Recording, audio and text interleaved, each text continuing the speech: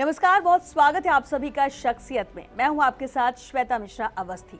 आज हमारे साथ बेहद खास मेहमान मौजूद हैं। जी हां, हमारे साथ हैं टोंक सवाई माधोपुर सांसद व जाने माने रियल एस्टेट के कारोबारी सुखबीर सिंह जौनपुरिया जी। सुखबीर जी, बहुत स्वागत है आपका हमारे इस शो में। शुरुआत करते हैं सर रियल एस्टेट से। रियल एस्टेट में आपने बड़ा नाम कमाया है, बहुत सारे ऐसी चीजें बनाई जो आज मिसाल बन चुकी है। इस कारोबार में आना कैसे हुआ, कैसे देखिए, जिस शुरुआत हिसाब से हमारा परिवार ही व्यापारी था, उस हिसाब के नाते हम शुरू से काम करते थे। और आज मैं कह सकता हूँ, जिस हिसाब से आप देख रहे हो, हमें दिल्ली के अंदर में छतरपुर फार्म हाउस के अंदर में राधे मोहन ड्राइव पर है, वहाँ के सारे फार्म हाउस मेरे बनाए हुए हैं। अगर इस तरह देखते हैं, एयरपोर्ट पर जब कोई जाता है, सिविल स्टैचू के बैक साइड रंगपुरी रजोकरी दोनों गाँव की ज़मीन थी, वहाँ पर मैंने बहुत फार्म हाउस का काम किया है। और आज अगर मैं कहूँ कि इंडिया के सबसे महंगे फार्म हैं तो वहाँ पर बनाए हुए हैं। तो वहाँ करीब 84 से 90 तक करीब 6 साल मैंने काम किया। और 6 साल में मैं समझता हूँ कि जो 2 लाख रुपए एकड़ में लैंड मिलती थी, वो भी आज 125 करोड़ के बिकती है। तो ये फार्म हाउस करते थे। 90 में मैं उसके बाद गुड़गांव आया और 90 में पहली बार मैंने मालवीय स्टेट के नाम से कॉलोनी डेवलप की थी। और उसके बाद मैंने पीछे उठकर नहीं देखा, करीब 2,500 एकड़ लैंड में डेवलप करता चला गया। मीफीड गार्डन मैंने डेवलप किया, ऐसे ग्रुप मैंने किया। और उसके बाद मैं देखता हूँ कि आज हिबिस्कस जैसा मेरा प्रोजेक्ट है, जिसमें मैं 5 करोड़ से लेकर 25 करोड़ तक का प्लांट बेचता हूँ।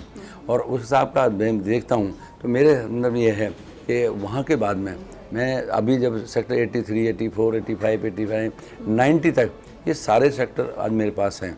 मैं समझता हूँ भगवान की कृपा है। और रियल एस्टेट में एक जितना आदमी को होना चाहिए, मैं उससे भी बहुत कहीं मुझे भगवान ने ज़्यादा दिया है। मैं पूरे संतुष्ट हूँ अपने बिजनेस के नाते।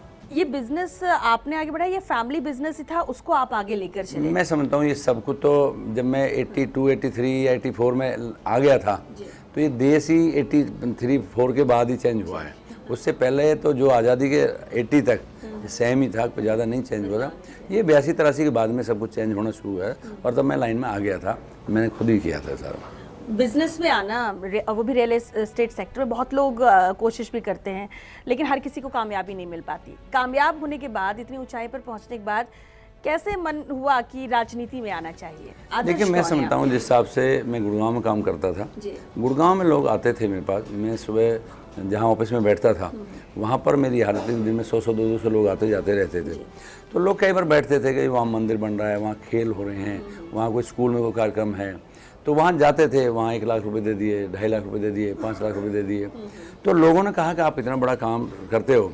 एक बार मेवात में बाढ़ आ गई थी, गांव के गांव उजड़ गए थे, 96 की बात है। वहाँ पर हमने खाने का इंतजाम किया था, लोगों को टेम्पो भर भर के खाना बांटा था। उसके बाद लोगों ने कहा, यार आपको चुनाव लड़ना चाहिए। तो मैं सबसे हाथ जोड़ लेता था, मगर मैंने आपके साथ क्या बुरा किया है कि जब आप मुझे ऐसी सलाह देते हो। तो मैं बिजनेस की तरफ देखता था। लेकिन 2005 में मैं चुनाव लड़ा और 2000 में पहली बार चुनाव लड़ा था। मैं चुनाव हार गया था, इंडिपेंडेंट चुनाव लड़ा था। और 2000 कहाँ से आपने? सोहना से मैं लड़ा था। मैं गुड़गांव में सोहना है, सोहना से मैं लड़ा था। 2005 में मैं चुनाव जीता था इंडिपेंडेंट। मेरे सामने कांग्रेस से राव धर्मपाल जी थे और भारतीय जनता पार्टी से यहाँ से करतार सिंह भड़ाना वहाँ पर मंत्री थे हरियाणा में, और यहाँ सचिन के सामने कुछ वोटों से हार के गए थे। वो मेरे सामने तुरंत सामने आ गए थे। उसके बावजूद भी 3 आदमी मेरे कम्युनिटी के लड़ रहे थे। इनेलो से भी बड़ी पार्टी जो राज कर रही थी उसका भी थे। उसके बावजूद मैं 15,000 वोटों से जीता और लोगों ने मुझे बहुत अच्छा प्यार और सम्मान दिया। और उसके बाद मैं 5 साल एमएलए रहा।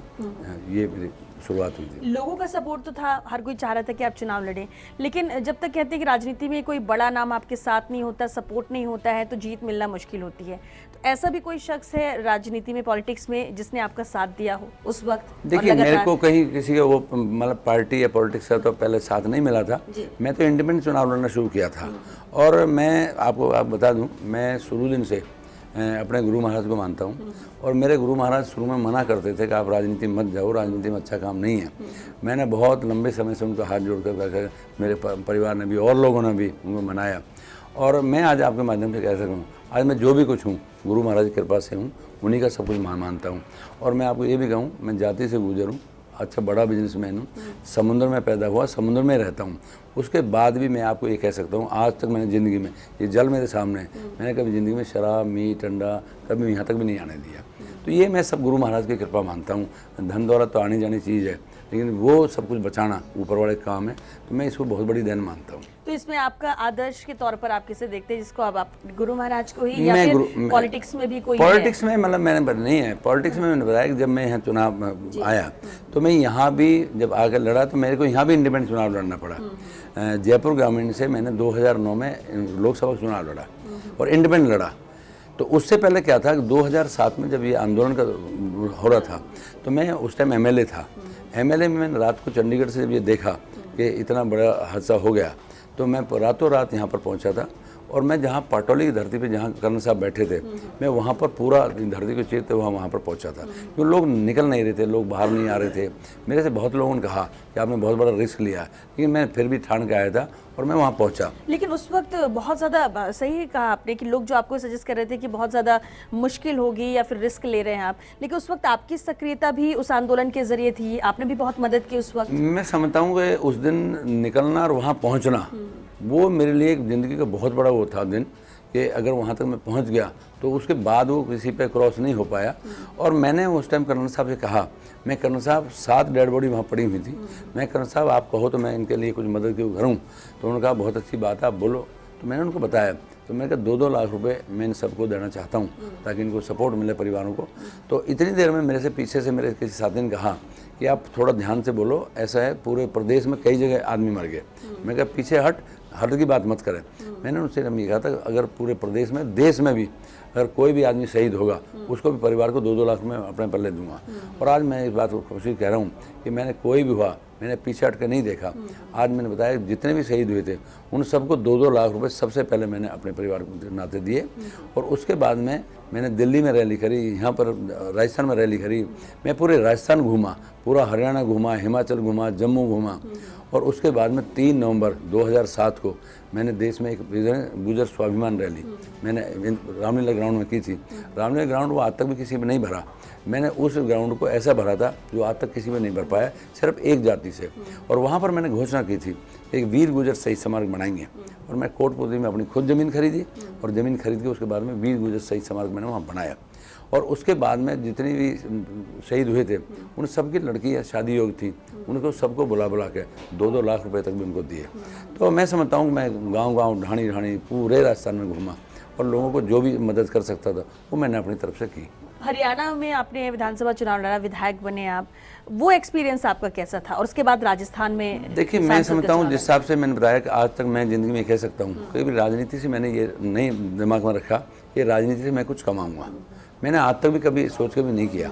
मैं आज भी आपको ये कह सकता हूँ कि जिस दिन मैं जब वहाँ एमएलए बना था तब भी मेरे को ये खुशी होती थी कि जितना मैं अपने घर से खर्च कर दूँ उतना ही मैं थोड़ा है, और वो मैं तब भी करता था। आज भी मैं यहाँ राजस्थान में हूँ, राजस्थान में मेरा नाम काजू कतली वाला सांसद कहलाते हैं लोग। तो मैं आज भी यहाँ भी है, आप देखो आज करीब 7 साल हो गए। 7 साल से माननीय प्रधानमंत्री के जन्मदिन से मैंने शुरुआत की है और मेरे यहाँ करीब 4000-5000 आदमी का डेली खाना बनता है। दोनों हॉस्पिटलों में खाना जाता है, दोनों मंडियों में जाता है, चौराहे पे जाता है, सब जगह बांटता हूँ। सुबह 3:30 बजे मेरे यहाँ हलवाई आ जाते हैं। तो मैं समझता हूँ आज मैं 25 से 30 लाख रुपये महीने के निकाल के बिजनेस से और अपने क्षेत्र में खर्च करता हूँ। मुझे बड़ा मज़ा आता है कि एक परिवार मेरा वो परिवार होगा जो मेरा अपने परिवार बेटा पोते हो गया, और एक मेरा परिवार ये है जिन्होंने मुझे इतना बड़ा सम्मान दिया, जिस पार्टी ने मुझे यहाँ तक पहुँचाया है, मैं उसके लिए अपनी जान भी दे दूँ तो भी थोड़ा है। तो इसलिए जितना ज़्यादा से ज़्यादा मैं कर सकूँ उतना मैं पार्टी के लिए भी और अपने क्षेत्र की जनता के लिए भी मैं करता हूँ। ये एक बेहद अहम बात है। हालांकि आप जिस तरह से कहते हैं राजनीति बहुत गंदी हो गई है, बहुत सारी चीज़ें, क्योंकि राजनीति में आते हैं लोग लेने के लिए, बहुत कम होते हैं जो देते हैं, उनमें आप एक हैं। लेकिन एक अहम बात ये भी कि विधायक का चुनाव आपने लड़ा हरियाणा से, इसके बाद गुर्जर आंदोलन से जुड़े, जिस तरह से आपने निस्वार्थ भाव से मदद की, सब कुछ किया, तो शायद प्रदेश की जनता से जुड़ गए। क्या आप मानते 2 बार आप सांसद का चुनाव लड़े, दोनों बार आपने जीत दर्ज की, अजहरुद्दीन को हराया आपने, पूर्व क्रिकेटर, आपने नमो नारायण मीणा को हराया। उस वक्त जीत की क्या आपको उम्मीद थी और जीतने की आप वजह क्या मानते हैं? देखिए मैं समझता हूँ जिस हिसाब से माननीय वसुंधरा जी ने टिकट दी थी, और मैं समझता हूँ माननीय वसुंधरा जी का बहुत अच्छा वर्चस्व था, और जिस हिसाब से 2013 में गवर्नमेंट बनी थी, बहुत बड़े वर्चस्व से गवर्नमेंट बनी थी, और उन्होंने जब टिकट दी थी तो पार्टी के नाते मैं 2014 में मैं लड़ना यहाँ से चाहता था, जयपुर ग्रामीण से, लेकिन मुझे सडनली कहा गया कि आप टोंक सवाई माधोपुर से लड़ो। और मैं लड़ा, क्योंकि मैं गांव-गांव ढाणी सब में घूमा हुआ था। मेरा एरिया में कोई ऐसा नहीं था भाई मेरा परिचित नहीं है, नाम मुझे बताने में जोर पड़ेगा। और मैं वहाँ पार्टी के नाते चुनाव लड़ा और पार्टी के नेतृत्व में मैं चुनाव जीता। तो मैं समझता हूँ मुझे कोई दिक्कत नहीं आई। अब की बार ज़रूर था कि जब नमो नारायण जी मेरे सामने आए तो एक आप लोगों से सट्टा बाजार भी, मीडिया भी सभी चल रहा था कि टोंक की सीट सबसे पहले लूज कर रही है, टोंक की सीट नहीं होगी। ये 4-5 बहुत हॉट सीटें हैं, धौलपुर करौली होगी, दौसा होगी, सारी उनमें ये भी आती है। लेकिन मैं समझता हूँ जो पिछले 5 साल मैंने जुड़ाव रखा, जो जनता के साथ जुड़ाव रखा और जो पार्टी का माननीय देश के प्रधानमंत्री का एक वर्चस्व है, जो एक नेतृत्व है, जो उनका नाम है, उस नाम के ऊपर हम सब जीते हैं। और मैं समझता हूँ कि वहाँ की जनता ने मुझे इस बात के लिए एक्सेप्ट किया, क्योंकि मैं अगर बकरी चराती डोकरी होती उसके पास भी बैठ जाता हूँ, उसको भी काजू कतरी खिला देता हूँ, उसको भी कपड़े बांट देता हूँ। हाँ, तो मैं उस हिसाब से ये है कि सबके साथ आज तक मुझे कभी ऐसा नहीं पड़ा एक सांसद और पब्लिक के बीच में गैप होता है। मैं अभी भी गाँव में जाता हूँ, मैं 3-3 घंटे के गाँव में लगाता हूँ और खूब दबा के सुनता हूँ उनकी, और खूब हंसा के उनको पूरा कर जहाँ कहीं आग फेंक रही हो ना तो बहुत गुस्सा है, मेरे को वहाँ भेज दो, मैं वहाँ पे पब्लिक के साथ सेट हो जाता हूँ, मुझे कोई एतराज़ नहीं है। तो जनता के साथ जुड़ाव रहा, ये रहा है। क्योंकि दोनों ही चुनाव में आप 1 लाख मतों से ज़्यादा से आप विजयी भी रहे और उस वक्त ये कहा जाता है क्योंकि जितने भी सांसद जीते हैं वो मोदी लहर में जीत गए हैं। आप भी क्या ये मानते हैं कि हाँ प्रधानमंत्री नरेंद्र मोदी की लहर उस वक्त रही है या अभी भी है जिस तरह से लगातार, क्योंकि एक बार होना अलग बात है लेकिन 25 के 25 सांसद हर बार जीत कर आए, देखिए ये आसान नहीं, इसमें कोई दो राय की बात नहीं। आज जो भी हुआ है हम भारतीय जनता पार्टी के नाते हैं और आज जो भी कुछ हैं देश के प्रधानमंत्री के नेतृत्व के नाते, जिस हिसाब से उन्होंने काम दिया, जिस हिसाब से काम किया है, आज हमें खुशी होती है जब गाँव में जाते हैं तो गांव में मैंने बताया जो 5-5 रुपये सैकड़े ब्याज पे पैसा मिलता था, आज वो हमारी एक आम महिला उसको आप 50,000 रुपये 1 लाख रुपये वो दे सकती है। आज किसान को मजबूत करने की बात कहते थे, आज किसान को मजबूत हमने कितना किया है कि 2,000 रुपये का बटन दिल्ली से दबता है और किसान के सीधे खाते में आता है। आज 1.5 लाख के मकान, मैं अपने खुद नसीब हूँ, मेरे दोनों जिलों में 68,000 मकान बन के मैंने समर्पित कर दिए। हम कभी सोच नहीं सकते थे, इंदिरा आवास योजना के तहत में 2-5 मकान कभी आते थे, लेकिन देश के प्रधानमंत्री ने जिस हिसाब से शौचालय दिए हैं और जिस हिसाब से मकान दिए, मैं समझता हूँ किसान आज इतना खुशहाल है। आज कहीं भी आप लोग पहले अखबार में फोटो छपती थी, टीवी में आता था, ऐसे शक्ल दिखा कर छपती थी कि वहाँ आत्महत्या कर ली। आज कहीं भी पूरे देश में कोई किसान आत्महत्या नहीं कर रहा, क्योंकि 2014 में जब हम आए थे, जब सरसों बिक रही थी 2803,000 में, आज मेरे किसान की सरसों 8,000 रुपये तक बिक गई, सरसों बिक गई, 7,000 बिक गई। तो मेरा किसान आज खुशहाल है और किसान को प्रधानमंत्री जिस हिसाब की व्यवस्था दे रहे हैं, दिन पे दिन उनको और भी मन है कि किसान और मजबूत हो। तो हम समझते हैं देश के प्रधानमंत्री ने एक आम आदमी के लिए काम किया, उसी के नाते आज हम हैं। सुखबीर जी, बिल्कुल चर्चा हम ये आगे भी जारी रखेंगे, लेकिन फिलहाल एक छोटे से ब्रेक के लिए यहाँ रुकेंगे, जल्द लौटेंगे इस ब्रेक के बाद। आप बने रहिए हमारे साथ।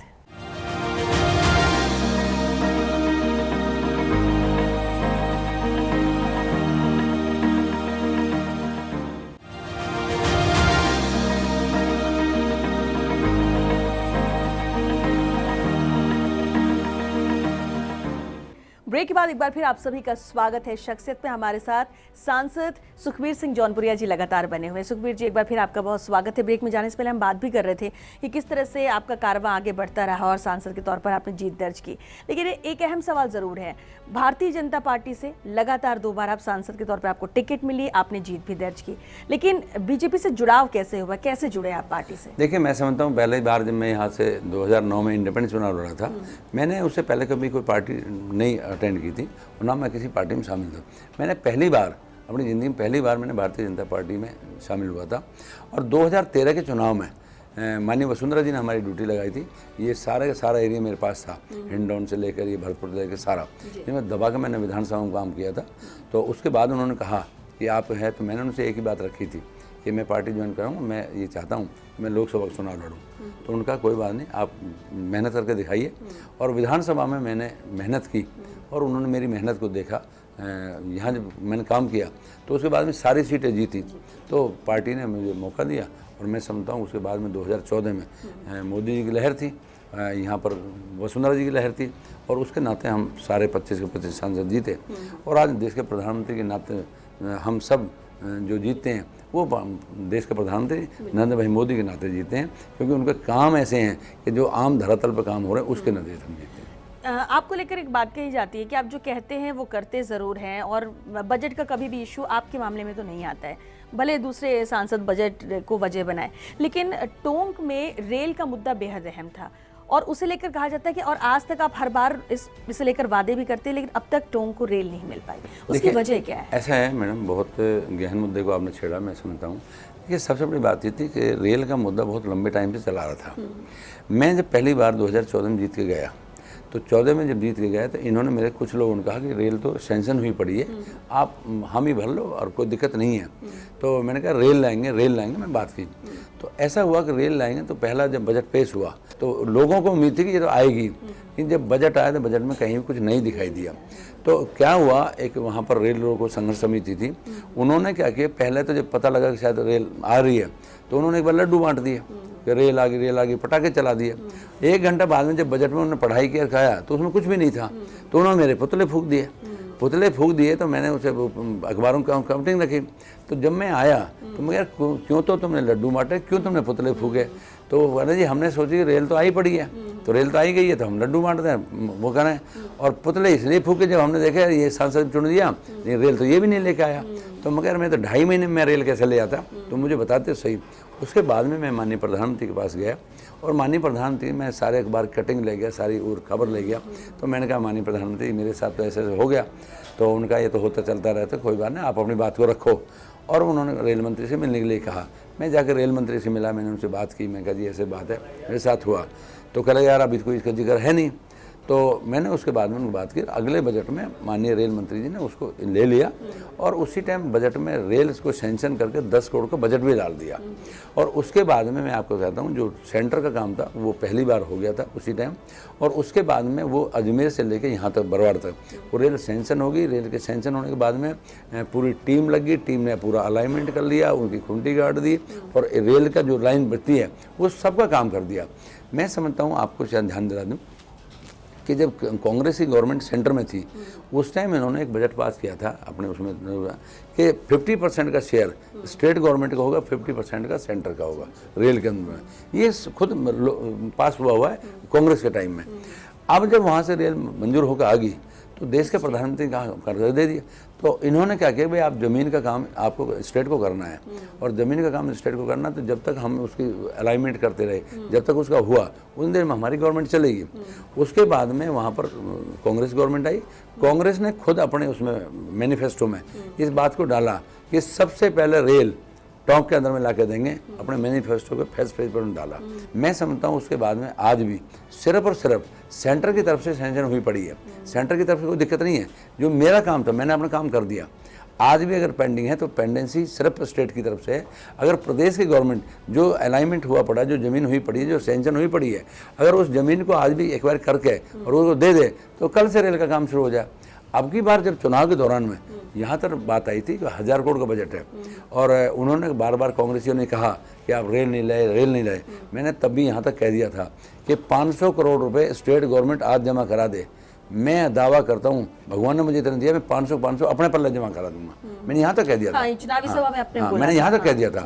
तो मैं आज आप ये कह सकता हूँ कि अगर स्टेट गवर्नमेंट अपने वादे को पूरा करे तो मुझे कोई देर नहीं होगी, मैं माननीय प्रधानमंत्री जाके हाथ जोड़ूंगा और मैं तुरंत मंजूर करा लाऊंगा। यानी कि जो 1000 करोड़ की राज्य सरकार को करना चाहिए, अगर वो 500 भी करते हैं तो आप साथ में 500 खुद से करके 500 50-50 था। तो 500 का जो आदमी जो इनका काम है, जिनमें जमीन एक्वाइजिशन करके देनी है, वो काम करना है। अगर ये स्टेट गवर्नमेंट अपना काम कर देती है, आज प्रदेश अपना काम कर देता है, मैं समझता हूँ सेंटर की तरफ से कोई दिक्कत नहीं आएगी और माननीय मोदी जी तुरंत 1 मिनट में बजट दे देंगे, ये मेरे को पूरा भरोसा है। लेकिन राज्य सरकार नहीं कर रही। राज्य सरकार के खुद मैनिफेस्टो में है। आज देश के प्रधानमंत्री 6000 रुपये पर साल के हम पैसे देते हैं। आज बटन वहाँ से दबता है। ये पूर्व के प्रधानमंत्री राजीव गांधी खुद कहा करते थे कि हम 1 रुपये भेजते हैं, किसान के पास 10 पैसे पहुँचते हैं।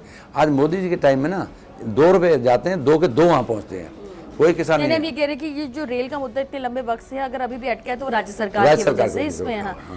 एक अहम बात ये भी कि आपसे आपके अपने ही बहुत नाराज हो जाते हैं, आपकी पार्टी के नेता ही। इसकी क्या वजह है? किस उस पे पॉलिटिकली ही बात कर रहे हैं कि कोई ना कोई नाराजगी बनी रहती है, जबकि आपने कहा कि आप बिल्कुल साफगोई से अपना काम कर रहे हैं, जनता से जुड़ाव भी रहता है, या फिर टिकट या कोई किसी से कोई मतभेद है, ऐसा क्या?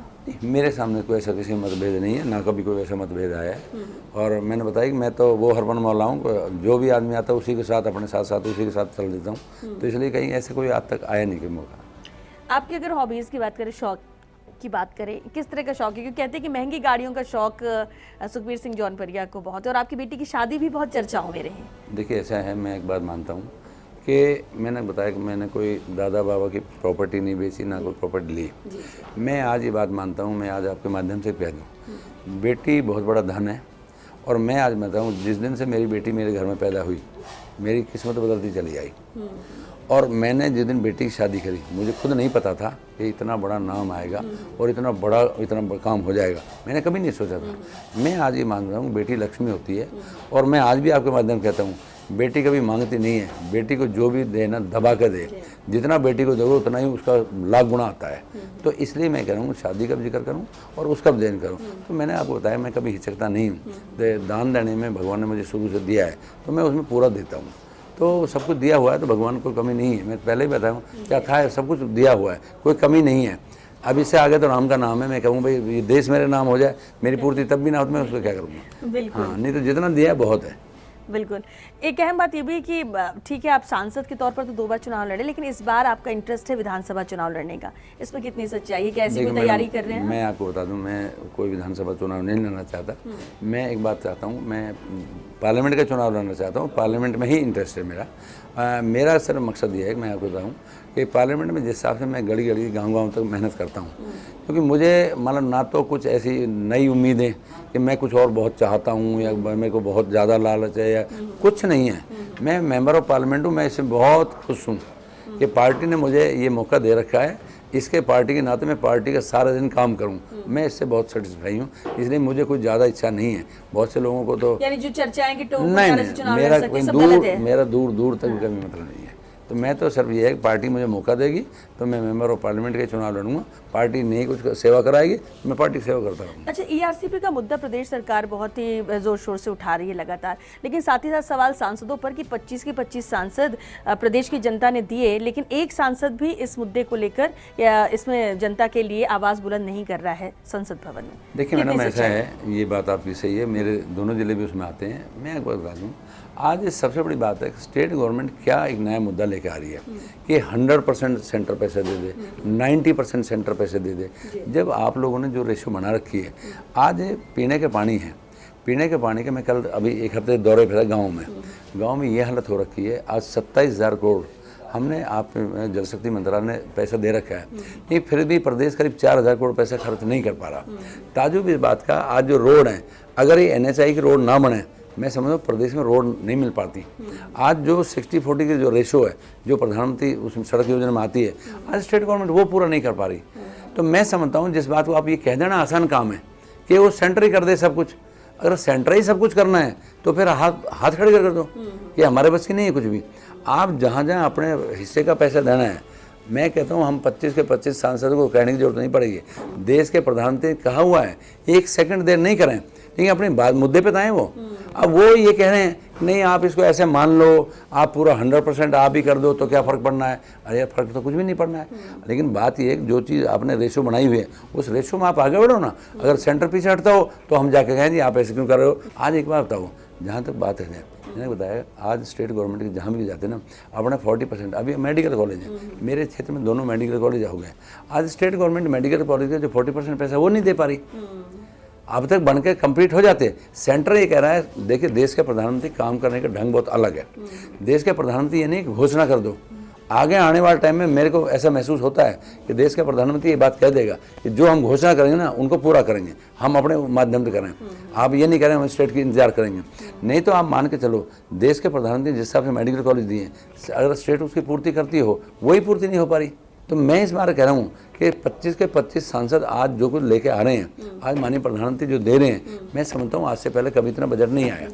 अगर स्टेट गवर्नमेंट कंधे से कंधा मिला के चलती हो, मैं 1 सेकंड की देरी नहीं है। एक अहम और आखिरी सवाल है कि एक समुदाय विशेष के खिलाफ आपके बयान हमेशा आते हैं, इसकी क्या वजह है? जबकि आपके यहाँ फैक्ट्री में काम करने वाले भी ज्यादातर इसी समुदाय के हैं। ये आरोप आप पर लगते रहते हैं और आपके बयान भी इन्हीं के खिलाफ होते हैं। देखिए मेरा कोई ऐसा स्टेट वे बयान तो कभी आता नहीं है, लेकिन मैं समझता हूँ भारतीय जनता पार्टी के साथ जिस हिसाब के लोग होते हैं, जब भी मैं कोई जिक्र करता हूँ, जो भारतीय जनता पार्टी के कैटेगरी में नहीं आता ना, उससे जो बाहर होता है, उस आदमी के अंदर से भावना जग जाती हैं। और वो जब भी होता है ना, अजी क्या कर दिया मोदी ने, अजी क्या कर दिया, तो मैं उस बात से समझ जाता हूँ। और जब मैं उससे पूछता हूँ भाई तेरा नाम क्या है, पूरा नाम क्या है, तो वो बताता है। तो मैंने कहा मेरी गलती क्या है आप बताओ, ये खुद ही बता रहा है, क्योंकि भारतीय जनता पार्टी के नेतृत्व में जो काम आज हो रहे हैं, यानी ये आरोप गलत है आपके ऊपर जो मुझे कोई किसी कहने की जरूरत नहीं ना। मैं टोंक में सारी माइनॉरिटी में वहीं रहता हूँ, आप बताओ। मैं सवाई माधोपुर में सारे हमारे एसटी के लोग हैं, मैं वहीं रहता हूँ। तो गांव में जाता हूँ खूब, मैंने बताया आज तक मेरे साथ कोई ऐसा नहीं हुआ। गांव में सबके साथ खूब मदमस्त होकर बात करता हूँ। मैं कहीं भेज दो आप मुझे, मैं वहीं चला जाता हूँ, वहीं मेरे लोग। भविष्य की रणनीति क्या है आपकी? भविष्य की रणनीति पार्टी के लिए काम करनी है। जितना मौका मिला है, उस मौका जितना मिला है उतना काम करेंगे। सुखबीर जी, बहुत शुक्रिया आपका हमारे शो में आने के लिए, और उम्मीद करते हैं कि जो लक्ष्य लेकर आप चल रहे हैं कि लोगों की मदद करना निस्वार्थ भाव से, वो आगे भी जारी रहे, भले कोई भी स्थिति क्यों ना हो। Thank you. चलिए, इसी के साथ शख्सियत में आज के लिए बस इतना ही। दीजिए इजाजत, नमस्कार।